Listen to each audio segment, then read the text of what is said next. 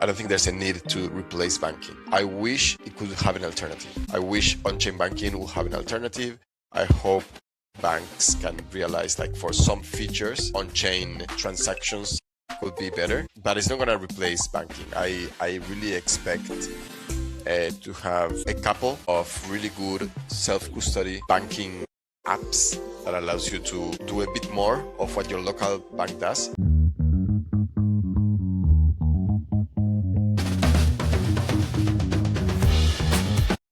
Hello, everyone, and welcome to episode 87 of Colors of Web3 and Entrepreneurship. My name is Lam, your Web3 host. For those of you who are new to the show, Colors of Web3 and Entrepreneurship is a show highlighting the journeys of builders and innovators in Web3 and entrepreneurships. Some topics, especially in Web3, may get technical, but we do our best to keep it accessible for most people. Here today, I'm joined by Ariel Eiberman. He's the Latin American director at Gnosis Pay, but he also known as the Stablecoin Guy. Ariel, do you want to give a quick introduction by yourself? Yeah, but I can't believe 87 episodes. That's amazing. Yeah, Huge congrats, dude. Like, wow, that's a lot of like perseverance and resilience right there.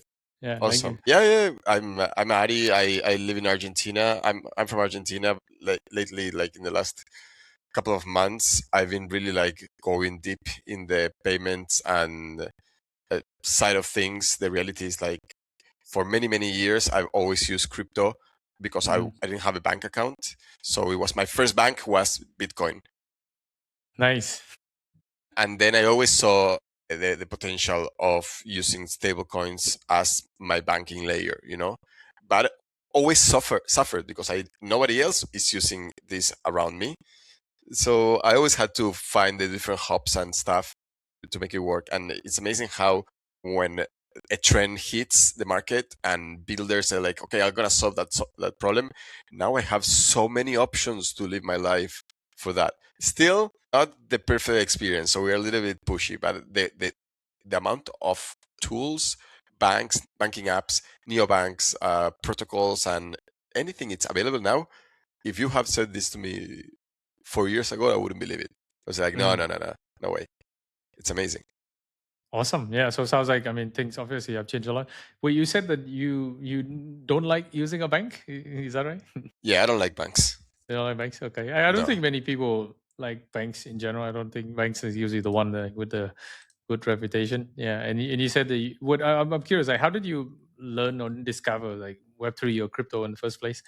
Was this already the back rabbit in the day? hole? Bitcoin, The rabbit hole? Yeah. Story. I was doing polyglot meetups in Buenos Aires, and I started to work with this organizer of the polyglot meetups, and we went to expand in different countries. So we found in Bitcoin the right infrastructure for us to send money abroad in different cities and different countries in different currencies. I see. What year was this? Bitcoin 2013, and I was introduced to Bitcoin because we were organizing events at different places.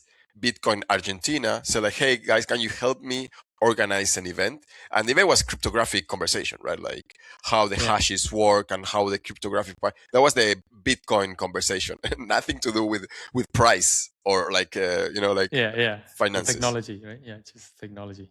Nice. Okay. Interesting. So I guess since then, like, what happened after that? Did you? Yeah, like once I saw like I could bank on Bitcoin, it made a lot of sense. I started traveling. I didn't have to carry cash. I didn't have to try to open bank accounts in different places. I just do P2P, localbitcoins.com. That doesn't exist anymore, but I used to do that. Wow. The first trip I did, I printed paper with my private keys there, just in case somebody at the airport asked me like if I'm bringing money and I need to show that I'm bringing money. I was like, well, this is my Bitcoin paper wallet. And then that took off. We worked very well. We expanded into 16 countries. So the Bitcoin infrastructure bank was really working. And then I think 2017 hit, ICO, crazy stuff. And I realized there was something else than just Bitcoin.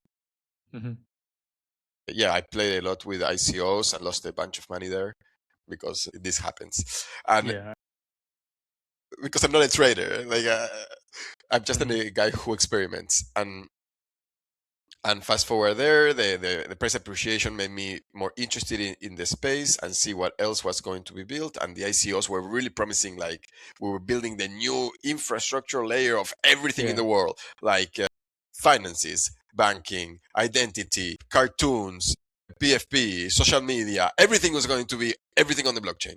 So well, that was pretty exciting times. So I decided to move away from my software, like my SaaS company, the company that was hiring me was employee.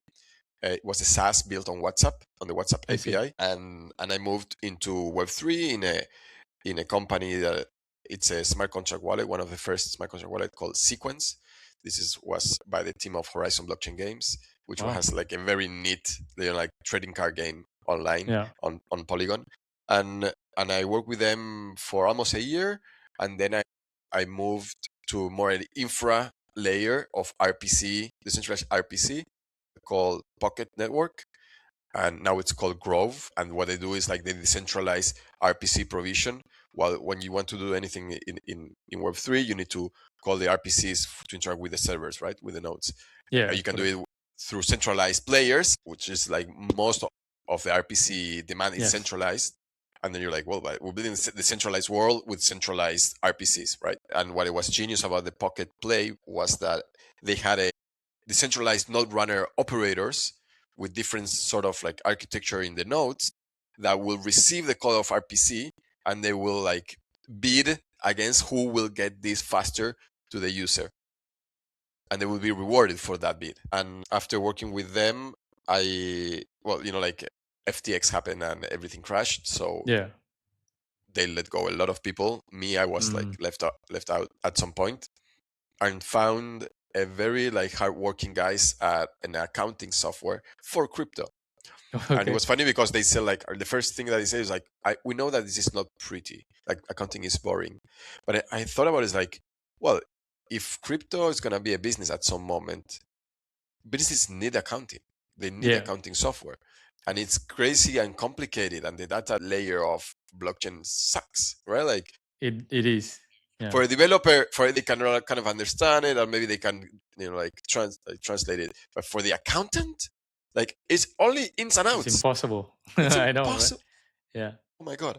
So I've been working. I work with them for a year and some more time. Always very short jobs in Web3. Always I find somebody who is like, oh, I've been in this company for 4 years. I'm like, how do you do that?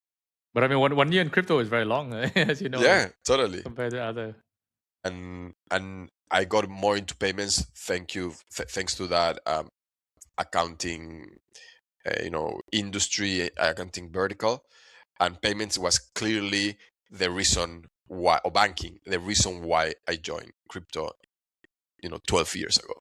And it's like, this makes sense. This is what makes sense to me, to help more builders, apps, founders, business people improve the banking layer in crypto. That it's not just like a faster banking, but actually a real good product and service that people wants to use. Because every time in all of these years that I go to the bank, I suffer.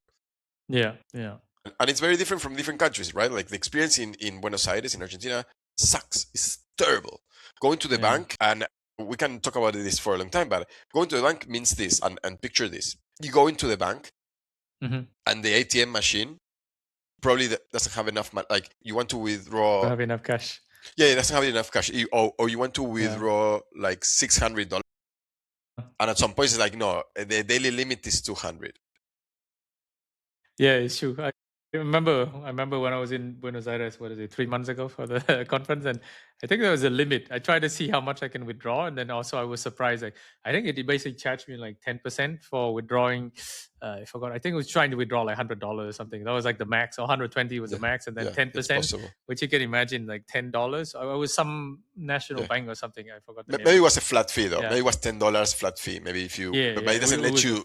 But it doesn't let you withdraw more. So it's like, okay, I'm gonna go then to the teller. I go inside. I go to the screen. I put like, I want my appointment. How do you call it? Like the number to call me. Yeah. Okay. And you wait there like 45 minutes. Okay.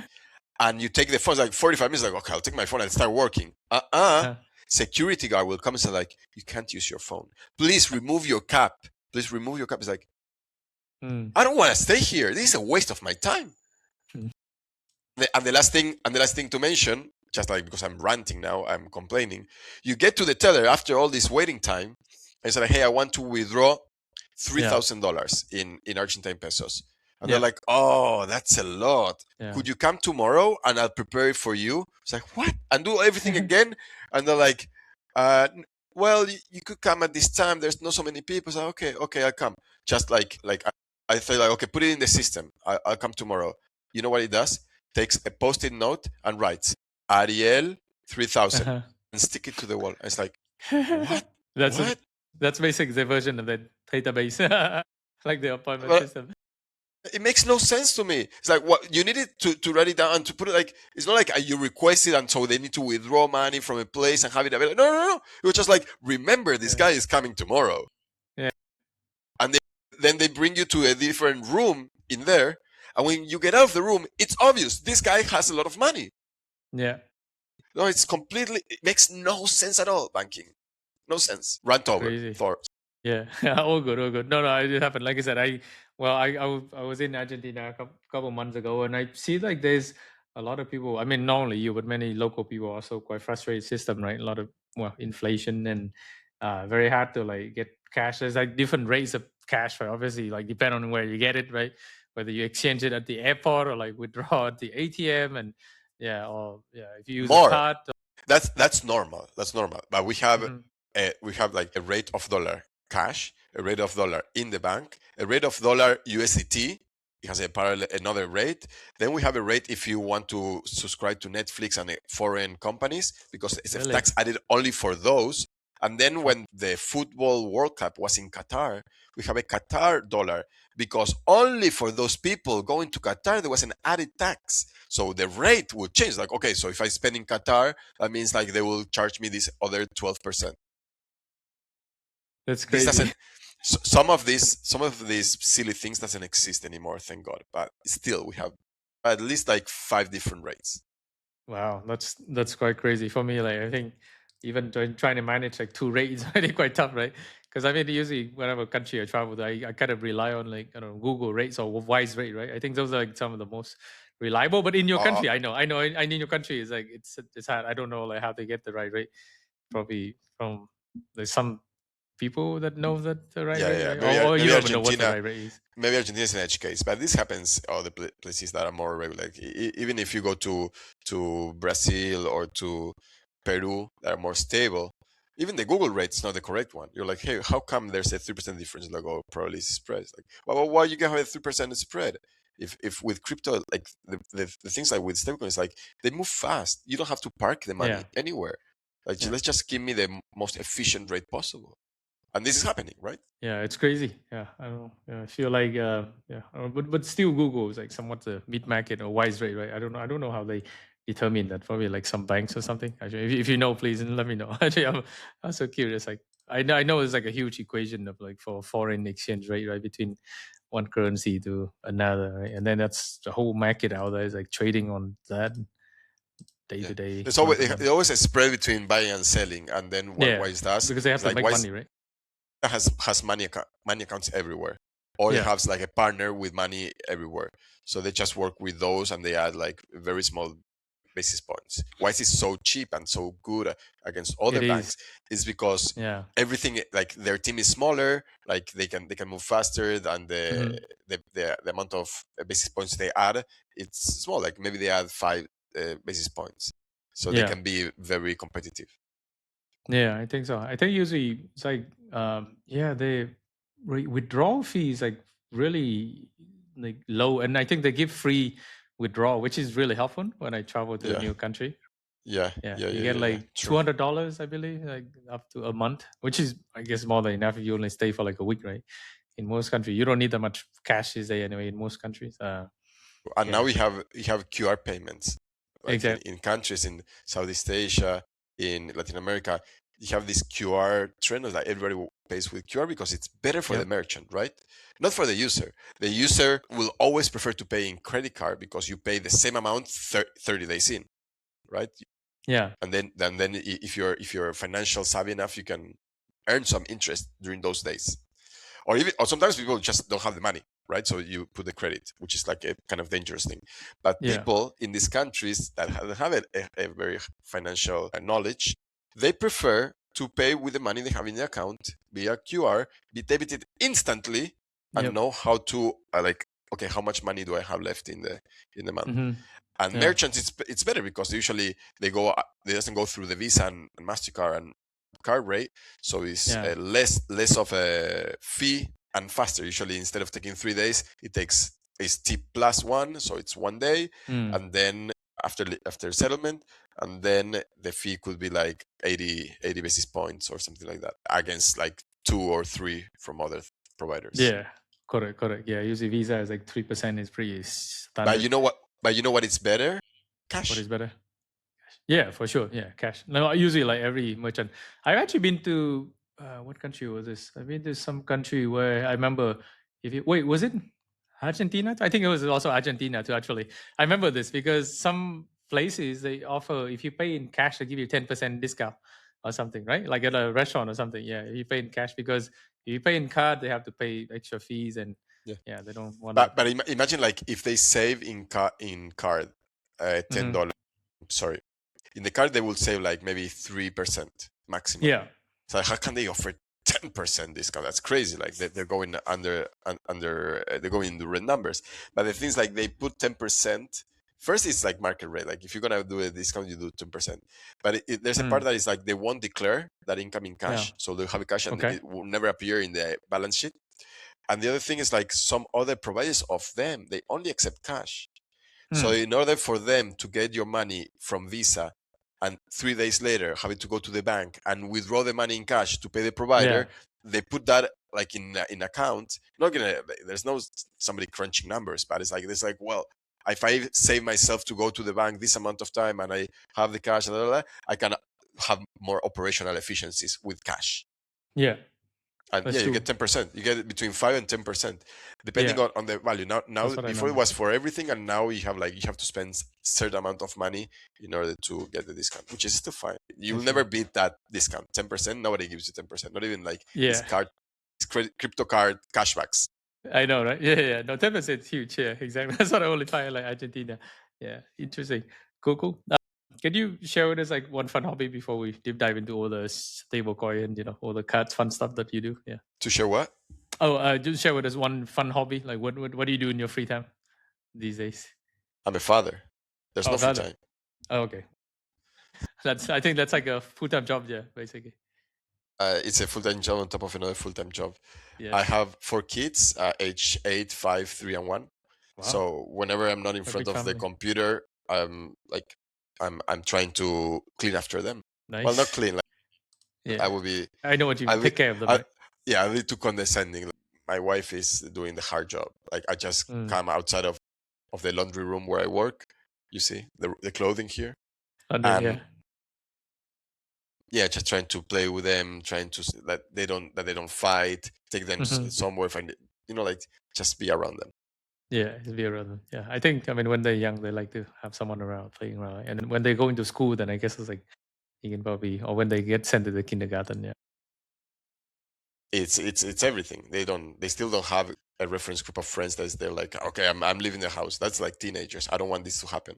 I want my kids to always be small. Interesting. Cool. Yeah, that's awesome. Sounds like a very big family. That's awesome. There. Actually, I'm curious. Like, how did you get the name like Stablecoin Guy, or like the guy with the multiple cards? Yeah, maybe share with us the law. We want to hear the law. The history. I think the guy with multiple cards makes more sense. I think I put it in LinkedIn Stablecoin Guy because I think the cards, it's a patch. Like now they're trending. Okay. But and they're getting so crazy and people are interested. But it is. In a year time, it won't be as interesting as it is now. The card part, right? Because it's a patch. It's like, okay, we need to off ramp. Cards are easy to off ramp, but then cards are commoditized. So at some point, people won't care about the card feature, but the neobank feature, right? Like the whole thing.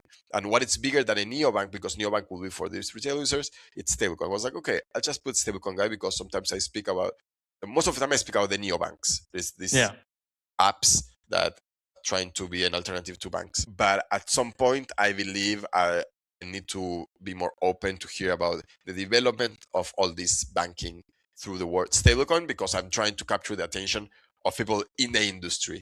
If I need to get out of the industry, I shouldn't say stablecoin. People have no idea what stablecoins are. I know.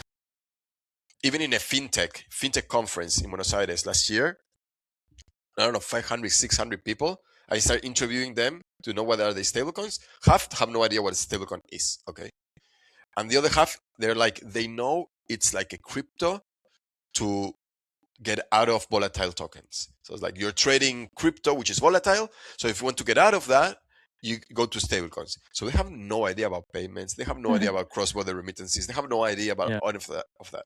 So if I want to get, like, I'm focusing now on getting, conversation with Web3 people.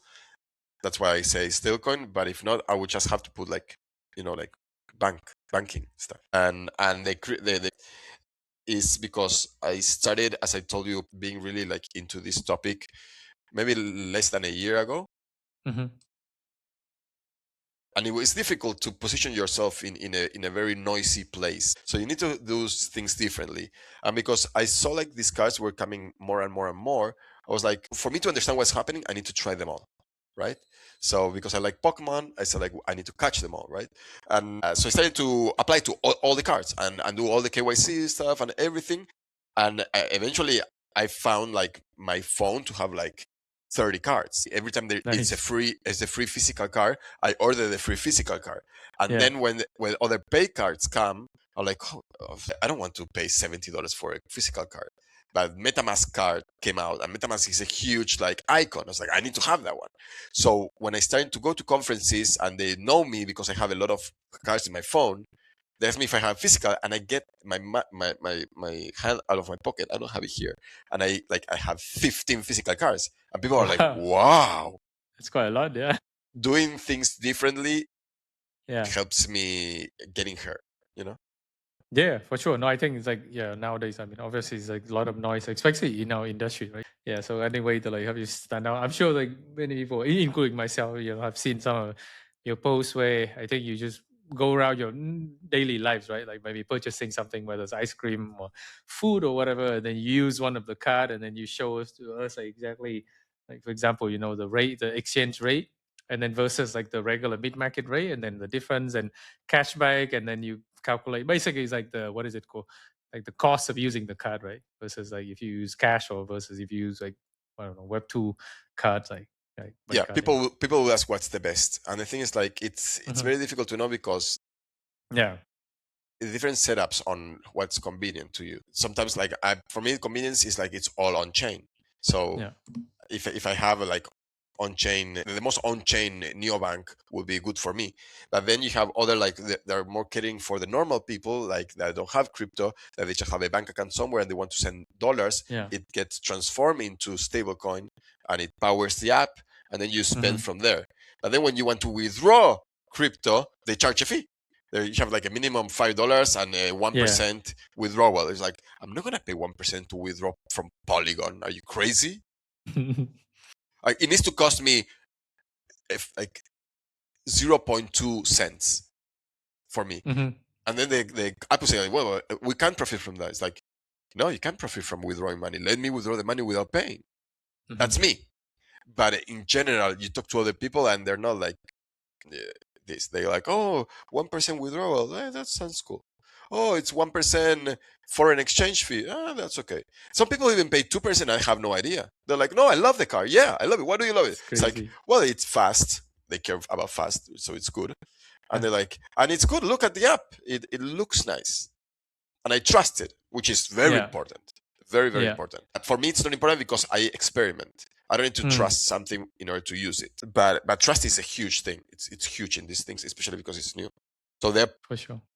companies, and especially companies, but people in general, they prefer to pay high tickets and high fees for trust, in exchange of trust. Yeah, I think so too. And of course, obviously, a lot of these cards are like a lot of these companies, right, trying to establish themselves and their reputation, right? Because obviously, a lot of them are not been around. Like, well, Visa, Mastercard, and many other cards, like bank cards that you know of, they've been around for like forever. Feel like forever.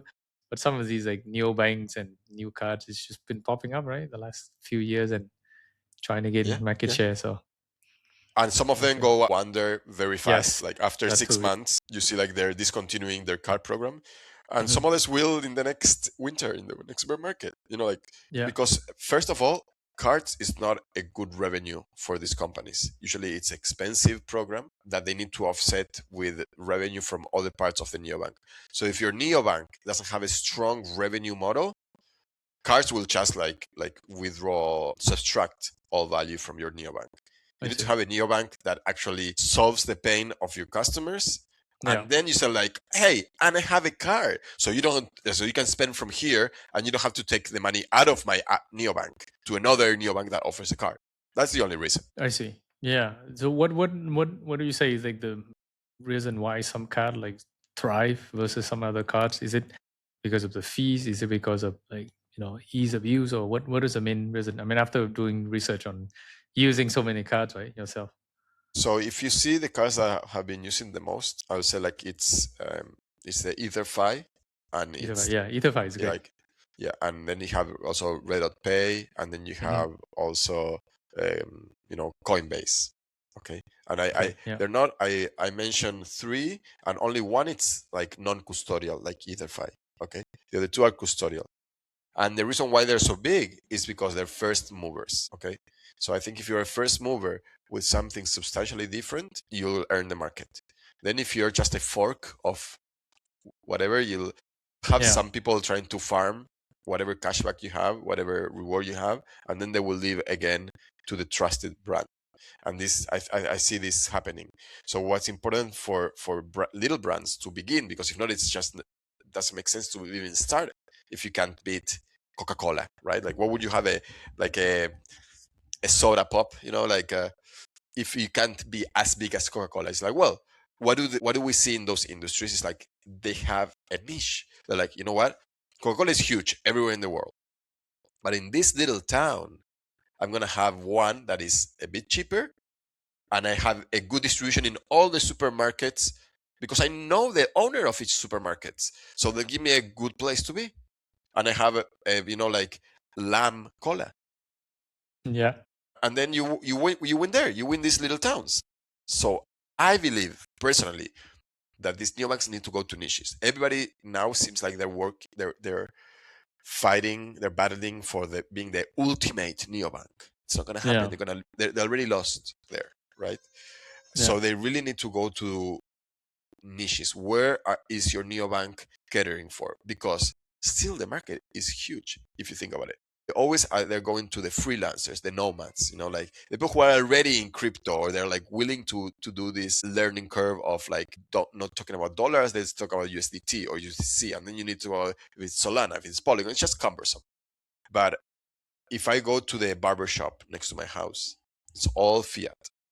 But if I could explain to them that there's an app that is faster, better, they yeah, give a better fees, they help them manage their operation, they can have a treasury, they can have high yield in yeah, those. They could even access, if they want, Bitcoin, where people don't think Bitcoin is a scam anymore. And it's the only one, right? All the other ones, they still like, people don't trust them. But Bitcoin is like, hey, why don't you put like a 1% of your earnings in Bitcoin? Maybe the barbershop here will say yes. And once you have a good, and then you can add rewards of barbershop, and you can add rewards for different vendors, for the comb, for the trimmer, for like etc etc etc. Like you really cater for the barbershop.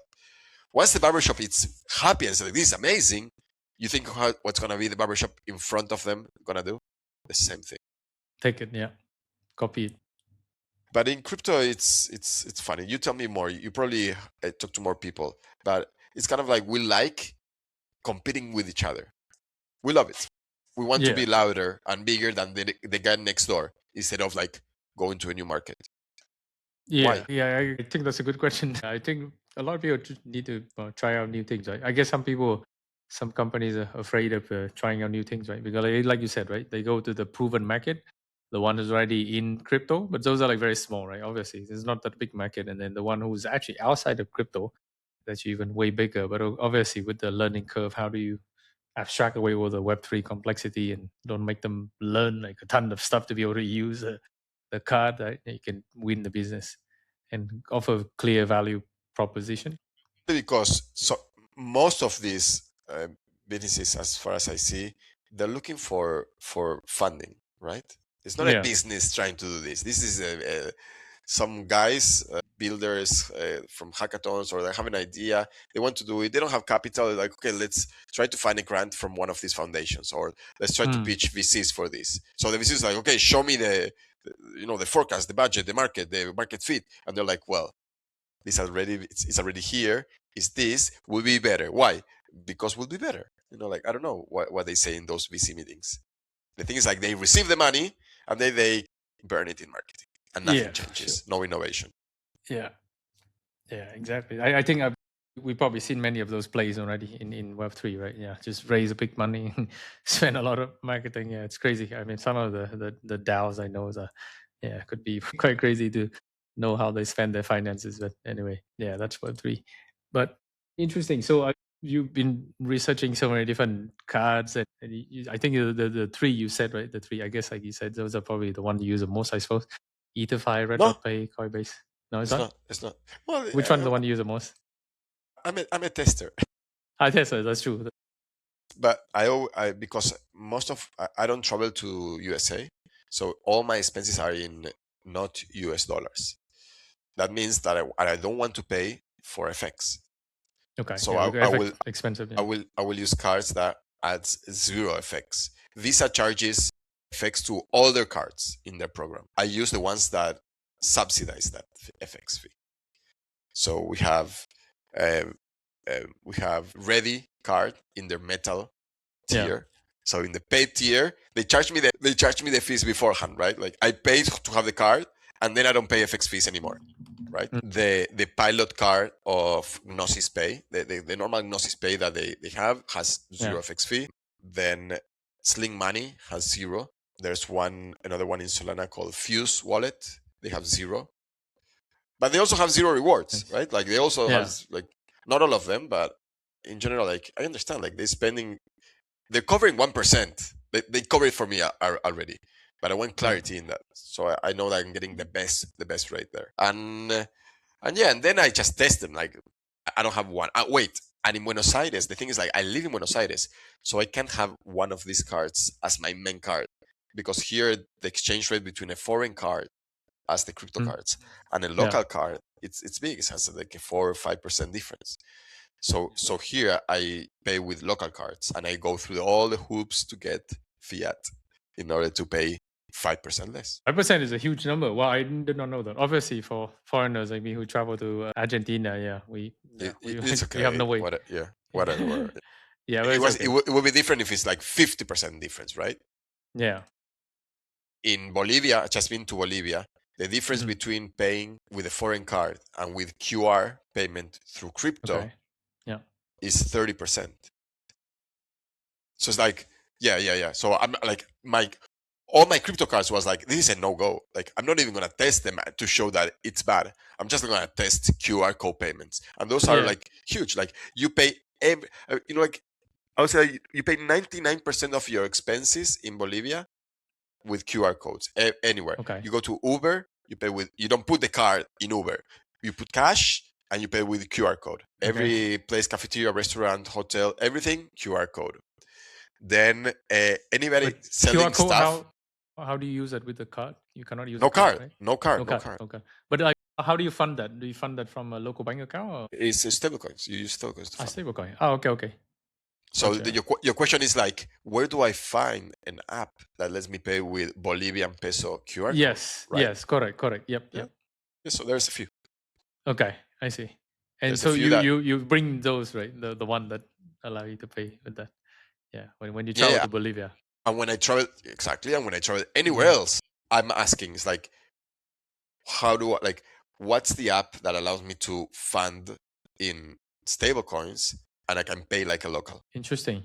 Yeah, I think that's a good way. I mean, for me, like, Wise is like, the Web2 alternative.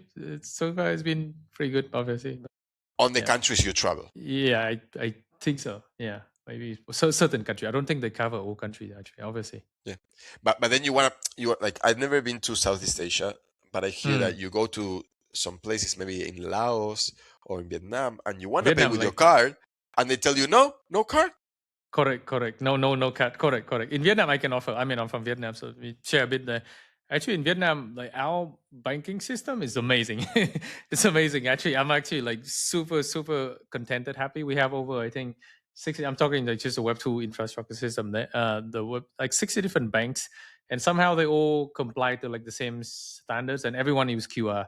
Right, everyone is QR payment. It's like instantaneous, 24/7, zero fees, and it's like almost no downtime. It's crazy. Like you pay for whatever, and yeah, you pay for like a half a dollar a cup of coffee, and also like zero fee as well. It's crazy. So I mean, there's really no need for that. Obviously, foreigners, right? They come into Vietnam, you don't have that because you don't have a local bank account. How do you deal with that? Like you You pay with find the cash. apps.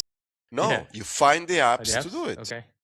Yeah, that's a good question. I don't know of any apps that actually work with that QR code right now. That's a good one. Yeah, because they work on the bank rails. Yeah. Yodel, YODL. Yodel? Yeah, you YODL? can Okay. pay. Yeah. And then I believe in Vietnam, there's another one that I think Bitget wallet doesn't allow you to pay with QR code. I'm not sure. I haven't tried that I've one never yet. been Yeah. to Vietnam. Okay. Sorry, I didn't do Yeah. my All good. research. All good. Yeah, I wouldn't expect that. Yeah. But I'm gonna try that next time I'm back to Vietnam. Actually, I'm gonna try that. I don't know. I don't think I can get the Yodel card or thing. Well, I guess depend on KYC country, right? Depending on I where think it it's a is. self-custody. I think Is it's that custody? self-custody. Oh, okay. Okay, I'm gonna check it out. One fun thing is that I don't know, I built this whole like cryptocardguy.com just for fun, like this directory, but it's been like I don't know, I haven't had much time to update on it yet, but like compiling over like 100 different cards, Web3 cards, obviously, and then like you It's can very search and difficult. so on. Again, It's everybody has their tier listing and Mhm. whatever. Correct. I know. I can't do it because it changes all the time. It does. It does. And you know by yourself that you're not gonna be able to keep it updated because you're not putting like 2 hours, 3 hours a week on that. I mean, It's yeah, crazy. I know. you can do it to farm engagement in social media once. Yeah. Well, for me, it was just like a side project. I built it for fun, to be. I wasn't even trying to like find anything. For me, it was just like, yeah, it's really fascinating. A lot of these cards, and I want to see, compare to them, and because I was just really trying to see like which card, because similar to you, right? I hate paying for foreign exchange fee because I travel a lot to different countries, so I don't like to pay for the FX fees, and then yeah, so try to find the cards that also don't have any FX fees as well, if possible, or as low as possible. But most of them, yeah, like you said, have some fee. But yeah, now that I know, I'm gonna try out the Yodel one. So I know you're expert on like stablecoin card, but I want to hear some of your take on the future, right? In the how will like on-chain banking or evolve in the future, as you see, maybe in the coming years. Yeah, thank you. It's not gonna replace banking as far as I see. I don't think there's a need to replace banking. I wish it could have an alternative. I wish on-chain banking will have an alternative. I hope banks can realize like for some features, on-chain transactions could be better, but it's not going to replace banking. I really expect to have a couple of really good self-custody uh, banking apps that allows you to do a bit more of what your local bank does. Maybe it's not going to be fully global, everything in, unless it creates itself as like a very like stacked a Lego, right? Like, well, I put they go here, Illegal, they go yeah. here, and then you have a big Lego tower of an app that when something hits in the middle into compliance, everything falls. I don't expect something to be the ultimate bank, but I do see more interested in getting more efficiencies in the orchestration of payments. So I would imagine fees going down, getting commoditized the way cards are doing commoditization of the feature, and hopefully this will represent as well like a better product in the end for the user, whether this is a business or a retail. I would wish that we could have more offers on self-custodialship, because this is what I believe in crypto. And the reason why I entered crypto at the beginning of the story when I told you is because I don't have to have a bank approve me or not approve me, give me credit or not give me credit. I just open an account, I use it. And this is I think what it's still missing, even in on-chain banking like this. You open some of on one of these apps, and the first thing they ask it's KYC, which is not Yeah. bad. Like, I mean, like the ones who are not criminals, we are okay of KYC. Why do I care, right? People will crave privacy. I think I'm gonna get stoned for saying that, but I don't mind having that. But I really want to be able to access all of this without having to fear or without having to go through screening. And it's like, you can't because you work in crypto industry or because you are from Argentina, because like, no, we can't. I wish we can have some, like it's non-custodial. Like I can be the one that choosing how what I want that save. If I want to have all my private keys with myself with a seed phrase reading somewhere, or if I want to share that private key with others, or if I want to share like a multi-sig kind of structure where I have different parts of my family who needs to approve money from the family. Like my wife and me, we are earning money. It's like I don't want her to feel like I can spend all the money in one go without her approval. I don't want the same Yeah. from her. So it would be amazing to have an account where I have the treasury of the family, and we need both of our signatures to move. Mm. All of those things don't exist, right? You have a bank for Yeah. that. So it's like, Correct. hey, I want to take money out of from this, and the bank will say like, well, you have to bring your wife, right? You have to bring your business partner to sign. So I hope we can find more of those setups in the new on-chain banks. Yeah, I do hope so too. I mean, I can't even imagine how like on-chain bank would work for like families, right? Obviously, for like right now, like what you said, that's probably one of the potential challenges. Like, but yeah, right now it's just like I think we're still very early for the day of neobank, and there's be a lot more growth in the coming day as well. Yeah, And the yeah, thing has to awesome. be, the thought has to be like, we're not displacing banks, we're not displacing Visa, we're not displacing. Let's build Mhm. an alternative. Let's build an alternative first. Yeah, that makes sense. Yeah, it's an alternative, but I feel like a lot of people, obviously, the alternative have to be better or equal, at least equal, right? Or better than the existing one for them to come to the one. Yeah, makes sense. Cool, awesome. And yeah, maybe just one more question for we close out the show. Since you've been, I guess, in the industry for so long, like, do you have any advice for you who want to come into crypto Web3 or how to? Somebody who you're talking about? Somebody Yeah, who somebody who hasn't worked in Web3 yet and want to come work in crypto or Web3. Yeah, work. yeah, The advice is test. Like I don't think anybody learned crypto from books. It's like put some money aside, put $10, $15 that you invest for learning, and put the money in. Put the money in more for move the money from one wallet to another one. Create a fluid key kind of wallet. Try to off ramp, try to on ramp again. See the fees, check the cards, just yeah. test. And the thing that I think, like, if you want to grow faster in Web3, is post your experience, publish it, Mm, because don't keep it to yourself, because people will learn from you as you learn.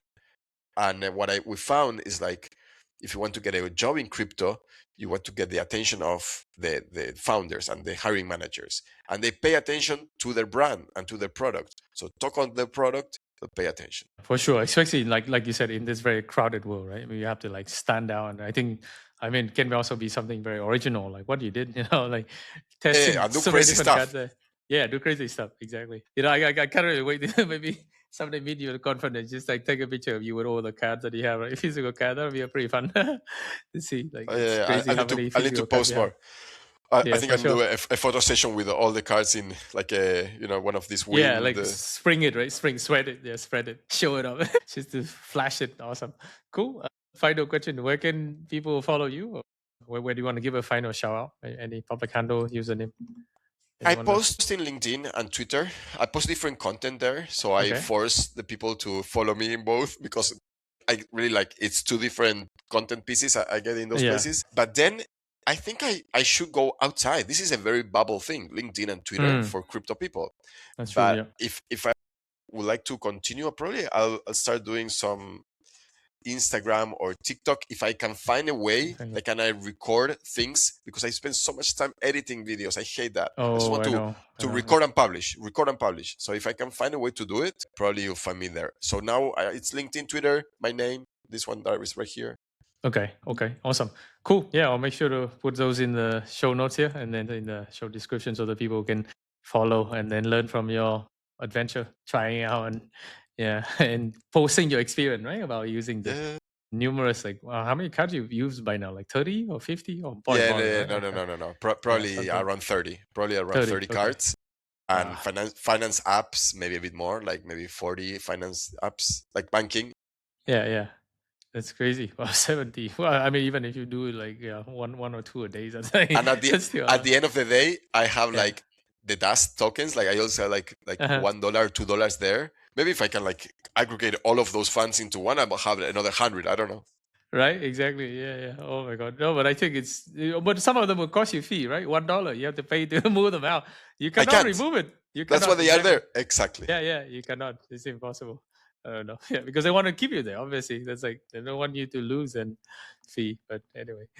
Well, Thank you very Ariel, much. it's been a real pleasure having you on the show today. It's awesome. Thank you again and then we'll make sure to catch up, sometime in the Cool. future again. That is awesome. Thank you very much. We have pending the conversation about the network school. Yeah, for sure. Yeah. See you then. Bye. And we're back to my studio. What do you think about the crypto cards and neobank apps that Ariel has been testing? If you're a user of any of the products that Ariel has tested, feel free to comment down below. For the next episode, we venture into the world of generative AI to talk to Bruce Yang. He's the co-founder and CEO of Agnes AI. Agnes AI is trying to build an everyday AI for everyone. In other words, they are building the frontier models that compete with those of leading companies such as OpenAI and Anthropic. If you enjoyed this episode about Web3 and entrepreneurship, please give a like and subscribe. It means a lot to us. Thank you for watching and see you next time.